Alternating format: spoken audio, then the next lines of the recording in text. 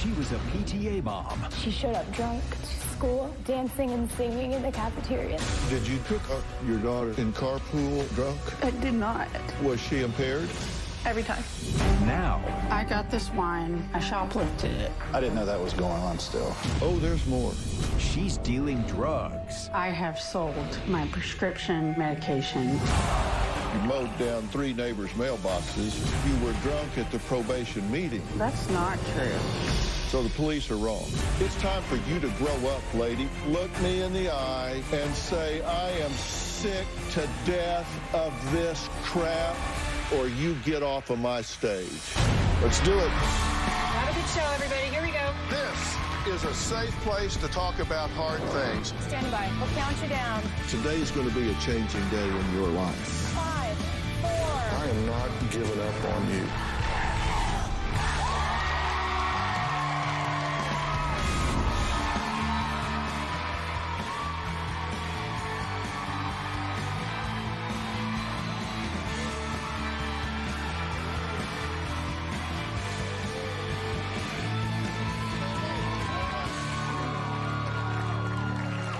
The holidays are supposed to be a time surrounded by love and family, right? Well, 19-year-old Rachel says her Christmas night ended with her alone in her room writing to me after her mother ruined yet another family celebration. She said in part, Dr. Phil, you are my family's only hope. I'm scared for my mom. She's going to end up dead or in prison. By morning, Rachel was frantically calling 911 while her mother lay unconscious and unresponsive. 911. I don't know what's going on. What's your She's name? an ambulance. Where in the house is she in? She is in the living room. Is she coming around? No, she's just laying there.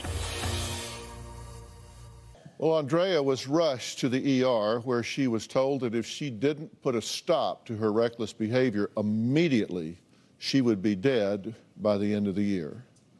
So what's going on with this former preschool teacher and PTA mom who taught Sunday school and drove carpool to Rachel's school?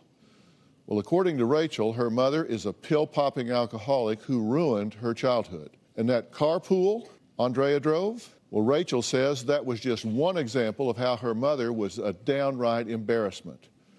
Rachel claims she was forced to wrestle her mother's car keys from her in the school parking lot so she could drive herself and her friends home, and she didn't even have a license. Because Andrea was too drunk to drive, she had to do it.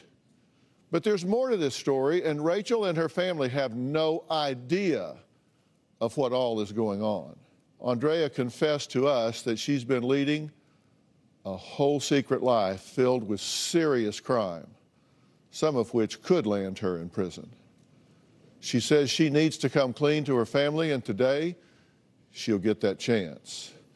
But first, Rachel says her mother has done so much damage to her and her family, she really doesn't know if she can ever forgive her. Now, I'll start to feel better. My mom is a pill addict and an alcoholic, and she spends just about every day drinking and taking pills. I'm feeling really weak. I need to drink really bad. My mom is often passed out on the sofa or in her bed. I have found her passed out on her bathroom floor with a box of wine sitting right next to her.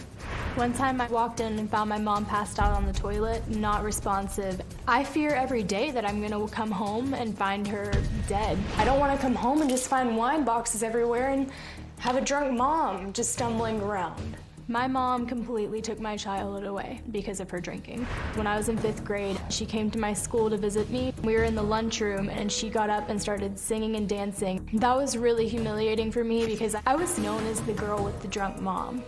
My mom would show up to pick me and our carpool friend up, and she would be drunk.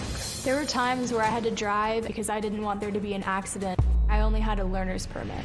My mom has managed to ruin every single birthday, holiday, and family event. My mom showed up to my brother's college graduation drunk. 911. I don't know what's going on. What's your She's name? an ambulance. My mom has been in the hospital 3 times because of her drinking. Where in the house is she in? She's in the living room. Is she coming around? No, she's just laying there. One time my mom was really drunk and she fell and hit her head on a corner of a table. Another time she stole rubbing alcohol from my brother's house and drank that and was rushed to the hospital. The day after Christmas, my mom had a seizure due to alcohol withdrawals. I instantly thought that my mom was dying. Even after having a near-death experience, she still drinks. My mom still does not get it. But the years of embarrassment don't stop there. Andrea's been arrested 3 times. Once for driving her car into her neighbor's front yard when she was, you guessed it, drunk. I will sip on this until it's gone. My mom's drinking is so out of control that she's been arrested several times. 3 of the times I actually witnessed it. One time my mom got arrested for a DUI in my own neighborhood. I got in my car, I hit another car, and I hit 2 or 3 mailboxes before I was in the ditch. I had people texting me what was going on with my mom. When we got there, she was in handcuffs. The PTA mom goes to jail. Unbelievable. Another time, she actually drank before she went to a probation meeting and they arrested her there. It's ridiculous. You're supposed to be at your best. Because my dad has cut her off, she's resorted to shoplifting and she's been arrested for that too. One time, my mom was caught shoplifting on camera and the police officers showed up at 3 in the morning to arrest her. When my neighborhood watches my mom walk out of her house in handcuffs, that's really embarrassing to me. I'm worried about you. Dad's worried about you. Everyone's worried about you. And I just want it to stop. I'm sorry. But you always say that. Even after all the arrests and everything that she's put our family through, she just blames everyone else for her problems. Unless she gets help, I feel like our family would be much better off if my dad did divorce her. Okay, Rachel, it's good to meet you. I'm sorry for the circumstance. Yeah. When was your first recollection that your family, your mother, this dynamic was different than the other kids in school? Probably when I was in 5th grade and she showed up drunk to school and on my birthday and she was like dancing and singing in the cafeteria. I didn't want to be known as the girl with the drunk mom and it was really embarrassing to me. I feel like I don't have a mom anymore. I just feel like she's some lady that lives at the house and eats the food and watches our TV. And when celebrations would come up, birthdays, Christmas, any kind of celebration where most kids were like wide-eyed and excited, you looked at those with dread because you knew this is just a train wreck coming. Yes, sir. I knew she was going to be drunk. And if she did anything sneaky, I would go tell my dad and be like, can you go check her purse? I think that she snuck wine in. And my dad would check it, and sure enough, there'd be wine. It broke my heart to read your letter to me because I realized that you wrote it on Christmas night. Yes, sir. Go ahead and read this for us. Dr. Phil, my name is Rachel. I'm 19 years old. I would never have thought I would be writing to you, but at this point, you are my family's only hope. My mother is an alcoholic and a pill addict. We don't think she will stop. She's been arrested 3 times for DUI, shoplifting, probation violation. She would pick me and my friends up from school while she was drunk. I had to pull her out of the bathtub because she was so messed up that she slipped under the water and was about to die. She threatened my brother with a knife when he tried to prevent her from driving drunk. She was drunk every birthday, holiday celebration. She was drunk for all school events, including high school graduations and college graduations. She was drunk on my brother's wedding day, and she's just out of control. She lies at AA meetings and will grab a chip and say she's been sober for a month, but in reality, she drank that morning. I'm scared for my mom. I'm scared she's going to end up dead or in prison. Please help my mom and our family. Why write to me? Because I figured you'd know how to help her, and I watched your show all the time, and I saw like all of the good outcomes that people have had, and I was like, wow, wouldn't that be so great if my mom could just be better?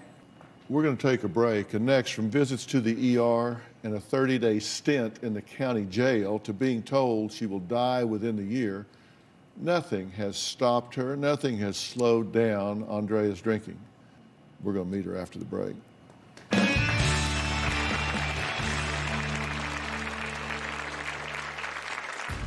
When I don't drink, I get sick. The day after Christmas, I had a seizure. I nearly bit my tongue off. It was almost split. And later, one would think being locked up would have been a wake-up call for Andrea, but it wasn't. I got this wine. I shoplifted it yesterday. I didn't know that was going on still. Oh, there's more. Because my mom doesn't have any money to buy alcohol, she has been stealing from people in our family. My mom won't admit it, but I know that she has stolen money from me. Because of that, I had to hide my money in jewelry, and I even had a safe for it. This past Christmas, my dad gave my mom some money so that she could buy some Christmas presents. She spent all the money on alcohol. And no surprise, she did the same thing for my birthday. When my mom is confronted about these things, she hardly ever admits it. My mom fails to realize that everybody knows what's going on and we can all see through her lies. That's just sad. Imagine being in the 5th grade and having your mother show up to your school birthday celebration sloshed, drunkenly singing and dancing in front of your entire lunchroom, leaving you forever known as the girl with the drunk mom. It's been 9 years since that humiliating event, and according to Rachel, her mother, Andrea, is still getting embarrassingly intoxicated, and she still feels the pain of that as though it happened yesterday. But now she desperately wants help because her mom is trying to hide all of this from her husband and her children and actually thinks she's succeeding. Take a look.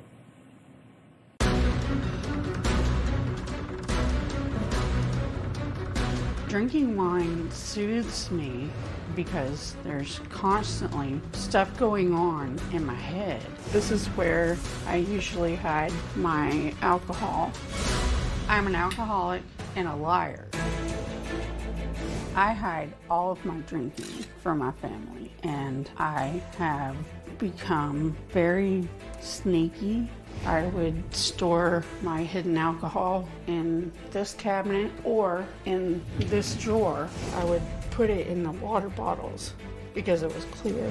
I've stolen from my husband. I stole from my in-laws, and I did the same thing from my own mother. I just threw up quite a bit because I haven't had any alcohol for a couple of days, and now I need it.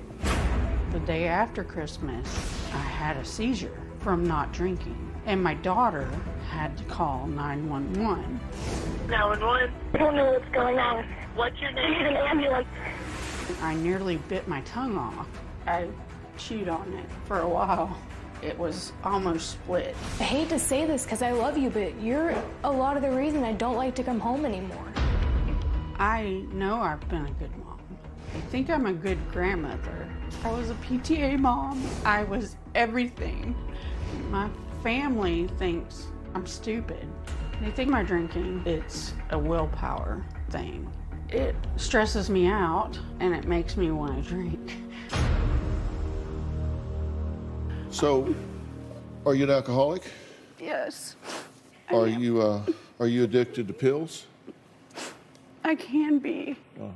So, when did this all start? Probably about 8 or 9 years ago. Why?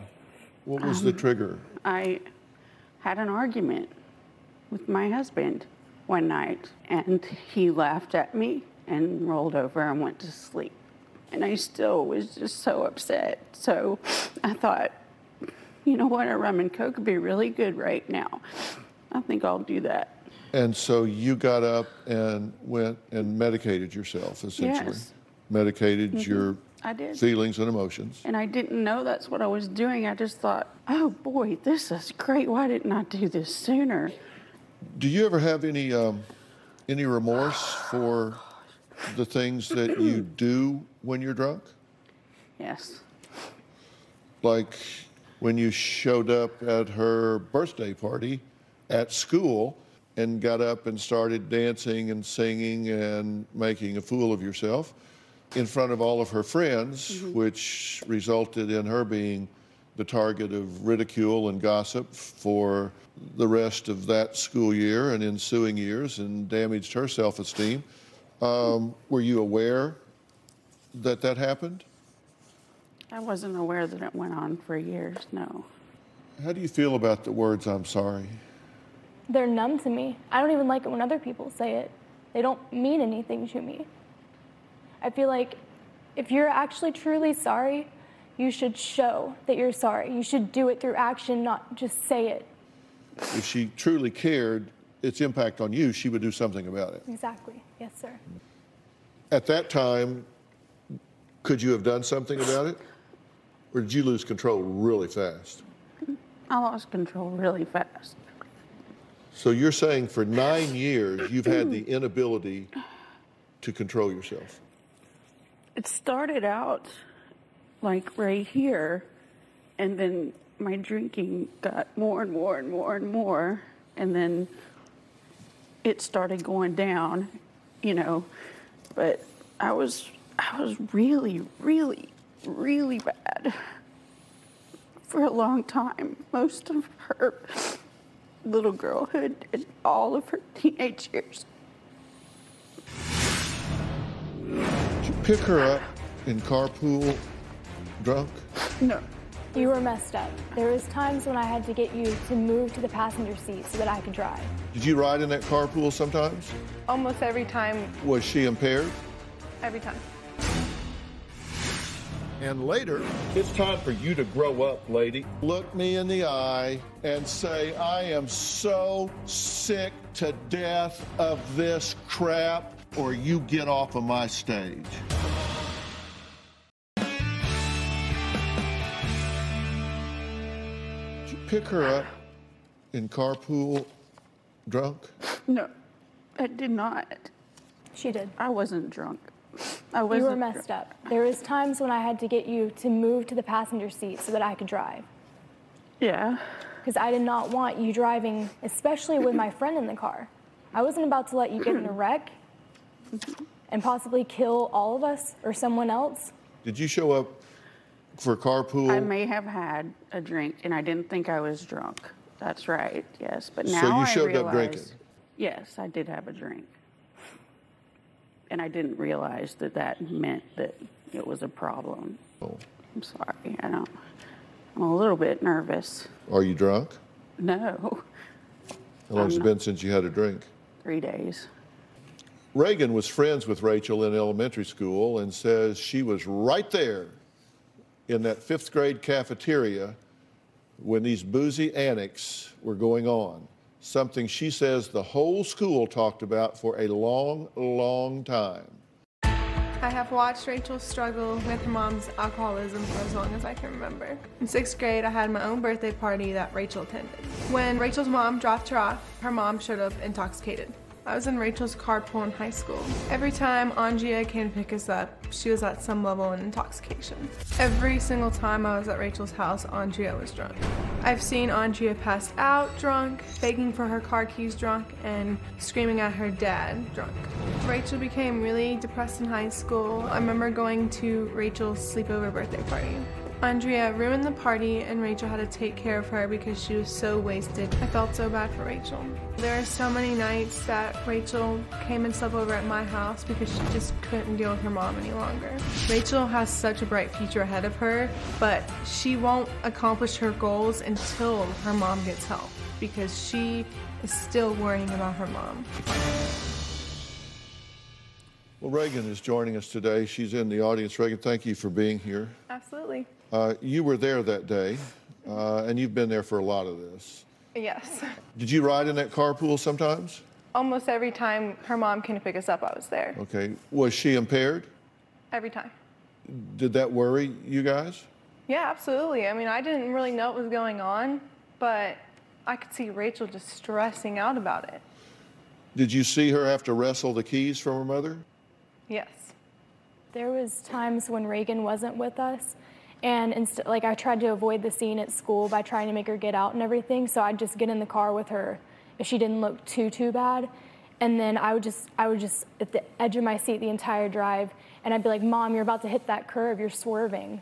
You've been arrested 3 times in front of Rachel, right? Mm-hmm. You were arrested for DUI. Yes. Because you say you don't drive impaired, but you mowed down the 3 neighbors' mailboxes. Mm-hmm. and were arrested in the neighbor's yard. Yes. In your car. Mm-hmm. Were you impaired that day? Yes.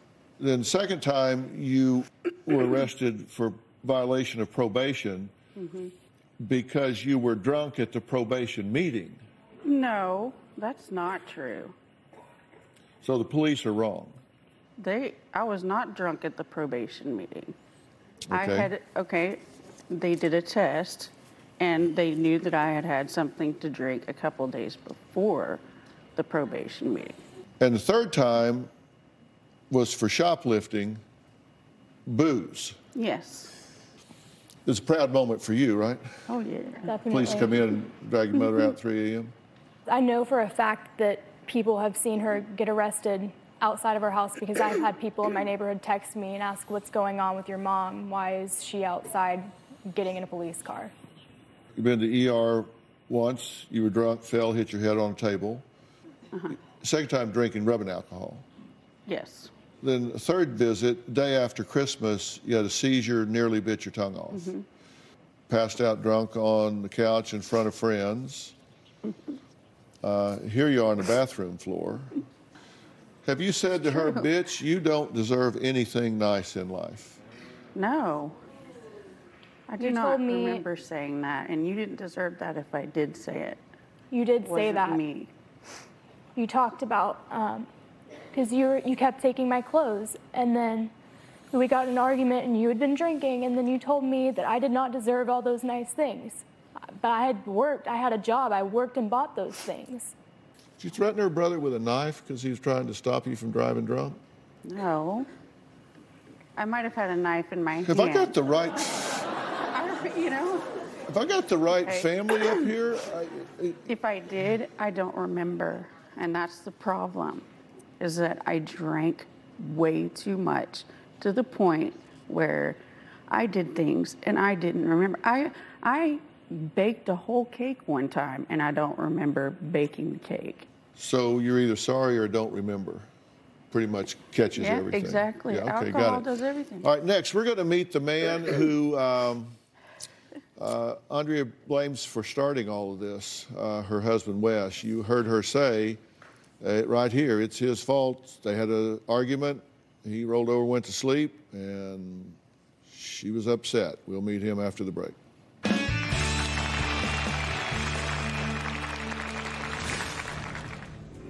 One would think being locked up would have been a wake-up call for Andrea, but it wasn't. I got this wine. I shoplifted it yesterday. I didn't know that was going on still. Oh, there's more. I could not believe that my mom got drunk at my own brother's wedding. While everybody was getting ready, my mom was already drunk and she was already causing problems. She was behaving like a mean drunk. She was arguing with my dad all morning. My mom insisted that she had not been drinking. My dad had a breathalyzer and tried to get her to use it. She got upset and smashed it on the ground. Everyone knew she was drunk. I know that my brother was really hurt.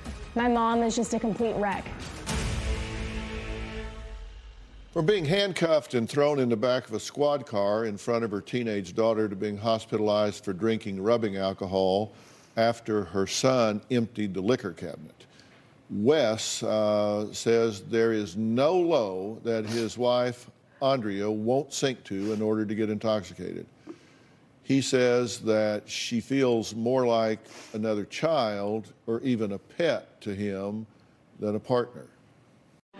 Dealing with Andrea is like patching a leaky dam. You fill one hole and it starts leaking somewhere else. Andrea's alcoholism has completely destroyed our family. Andrea has gotten lazy. She just doesn't contribute to our family financially or to our household and refuses to get a job because at work would cut into her drinking time. Andrea lies to me every day about her drinking. I have found hundreds of bottles and boxes of wine and liquor bottles over the years, and just last month I found 10 boxes of wine under our bed. I've come home before from work and she's passed out on the sofa. One time I walked in the bathroom and found her passed out underwater in the bathtub. So I pulled her out thinking that she was dead. As I was trying to figure out how to do CPR, she just opened her eyes. It scared me to death. Andrea's drinking has ruined us financially. My wife has totaled 2 cars, and damaged another because of her drinking. She's cost our family over $100,000 because of lawyers, fines, doctors, and counseling. When my wife got her DUI, I had to use our house as collateral for her bond. My wife takes money from my children. As a result, my son went and bought a safe to put in his room. I had to open up a separate account to protect our finances. It makes me so angry that I have to protect myself from my own wife. We're all past being angry. We're numb at this point. All right, Wes, glad to meet you. You said you've had to put the house up and stuff to bail her out. Why are you bailing her out? Well, I had to do it to get her out of jail. She kept calling him, and she would just cry to him and be like, I promise I'll get better if you come home, or if I come home. She'd keep telling him all these lies just to get him to come and get her, I guess. Was she getting drunk and stealing from you and wrecking cars while she was in jail? No. Was she getting drunk and wrecking cars and stealing from you when she was out of jail? Yes. Well, let's get her out. Why? I know. One of my fundamental rules is you just don't reward bad behavior.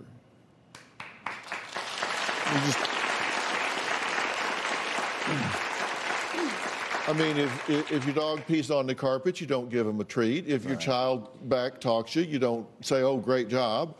You know, if somebody drives drunk, you don't buy them a new car. They total a car, you don't go get them a new one. Say, here, try this one. Right. You don't reward bad behavior. One would think being locked up would have been a wake-up call for Andrea, but it wasn't. And she says she's been keeping this a secret from her family. We might as well get it out on the table right now. I got this wine. I shoplifted it yesterday because I am so addicted to alcohol, and my husband tracks all my receipts.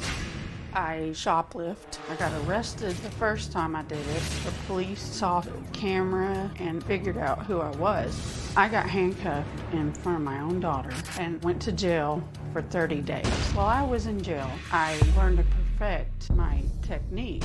When I go to shoplift, I put on makeup, fix my hair, and wear nice clothes. The key is to not look like I'm gonna shoplift. I learned to not spend too much time in the store. Don't linger. Get what I want and get out. Sometimes I would go to the freezer section and open the glass doors so that they fogged up, so that the cameras couldn't see me. Because I had a relative that worked for a grocery store in loss prevention, I became aware of what they look for in shoplifters, and I learned to not draw attention to myself. I took advantage of that. That family member is very angry. My husband doesn't know. I still shoplift every time I shoplift. I think, oh God, please let this be the last time. But I just keep getting on the same merry-go-round. I can't get off. I didn't know that was going on still. Oh, there's more. Andrea says shoplifting alcohol multiple times a week isn't the only way she gets money to feed her addiction, so what else is she hiding? Find out after the break.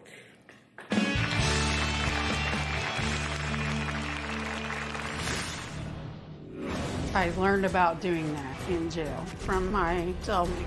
She offered to pay me. I realized at that moment it was a way that I could get money for alcohol. Shoplifting is not the only thing Andrea has been hiding from her husband and children. She says having a bunkmate in jail who was a drug dealer had what she calls advantages.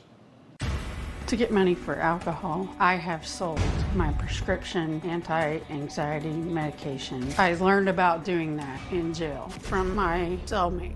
She asked me when I got out that I give her some of my medication. She offered to pay me. I realized at that moment it was a way that I could get money.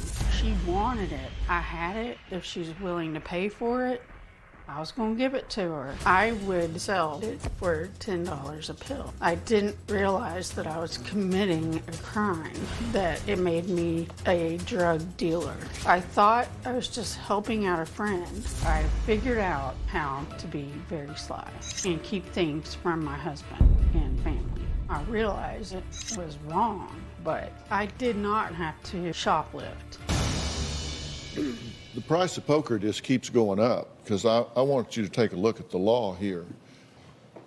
Xanax is a Schedule IV drug. It's unlawful for any person to manufacture, deliver, distribute, dispense, administer, sell, or possess with intent to distribute any controlled substance.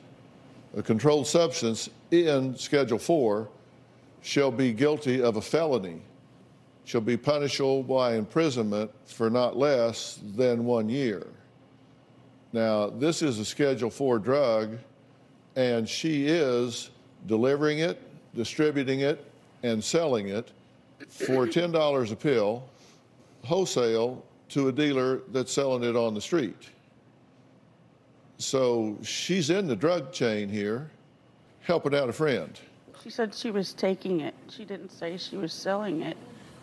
You know, and I just really thought I was helping her out. You're dealing. But I want to stop what I'm doing. So why do you want to stop? I want to be with my family for as long as I can. And I want to be present, wholehearted, 100% present at every function, and just in life, and not just be a warm body in a room. You said to us you think you're a good grandmother. Is this your son, David? Yes. You think she's a good grandmother? No. Why not? She's just out of control. I can't trust her around my kids. Is there any way on God's earth you would allow her to supervise your children? Absolutely not. But you know she's in there. You know your mother is in here because you're old enough, you do remember her as a good mother. I do, yeah.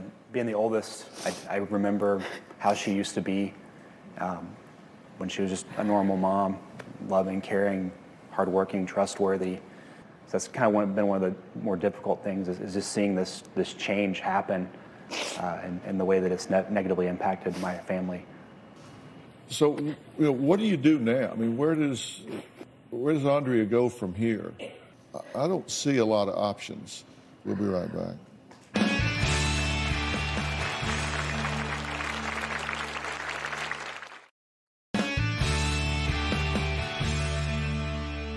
Do y'all believe that this can end in death? Yes. I mean, not just a car crash death. No, I mean, her liver will fail.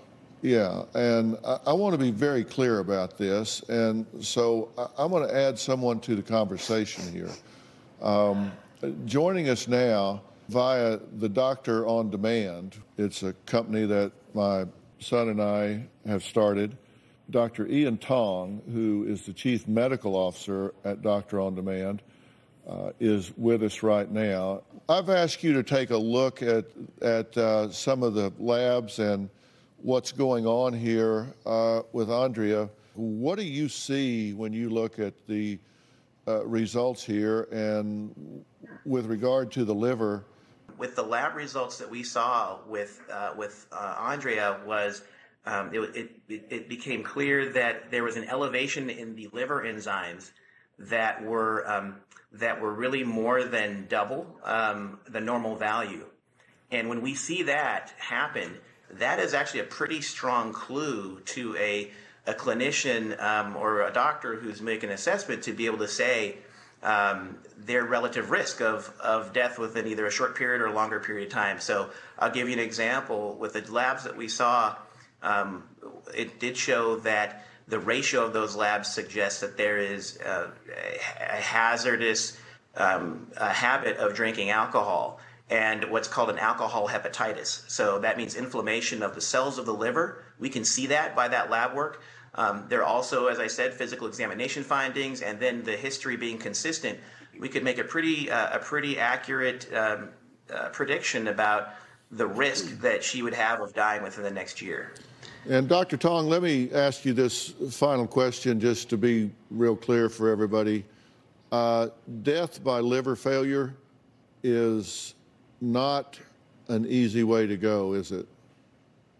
It's a very painful thing for a family, and actually for the caring physicians and for the patient. There are a number of things that can happen along the path. You can actually lose the ability to think clearly, so your cognitive function is decreased.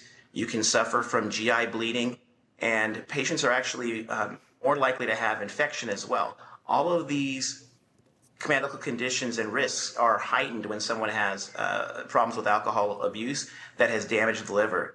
Dr. Tong, thank you. Thank everybody for their research at Doctor On Demand. We'll talk to you soon. Great. Thank you, Dr. Phil.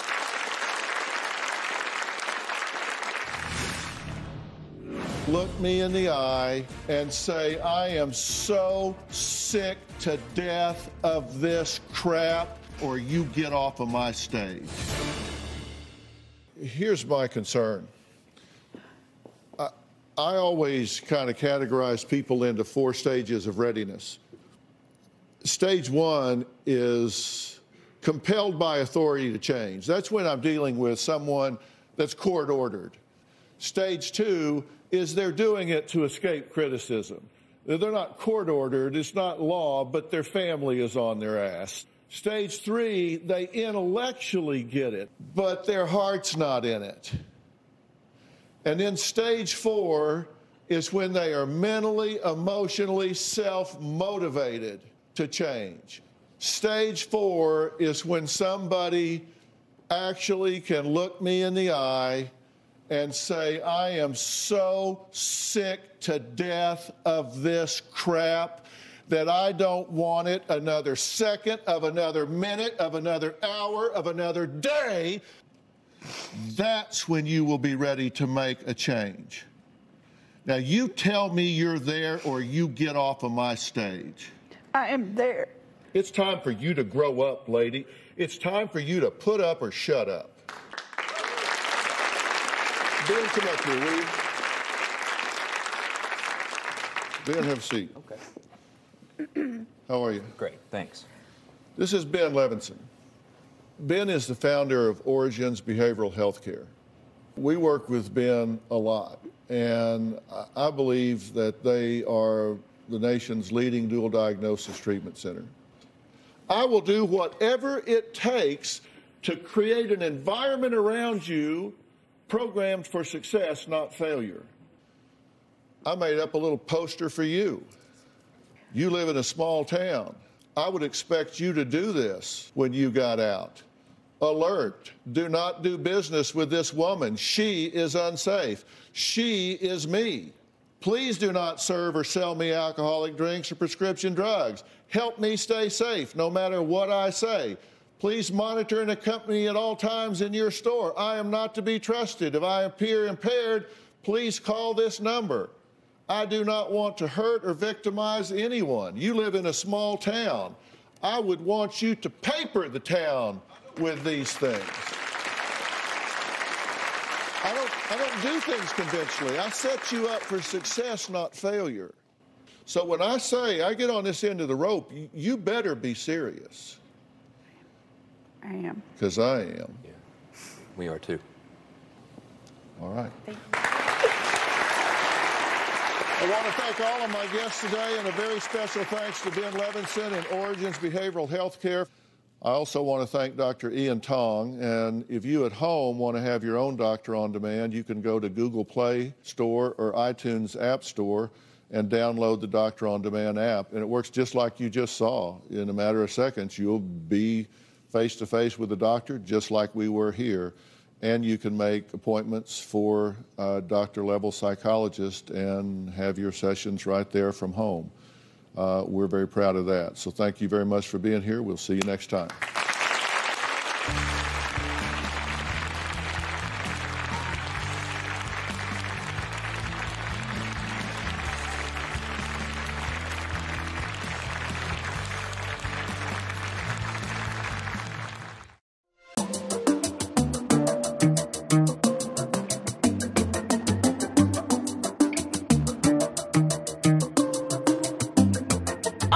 myself. I don't wanna share you with nobody else. I can't help myself, reaching for you, but you're looking somewhere else. Wanna tell you that I need you, wanna please you, wanna be the air that you breathe. No, I never wanna leave you, I wanna heal you. When I look at you, I see a piece of me. Can you look at me like the other boys and girls do? They wanna be with me while I want you. Can you look at me like the other boys and girls do? They wanna be with me while I want you. Yeah, only you, you, only you, only you, only you, only you, only you, only you.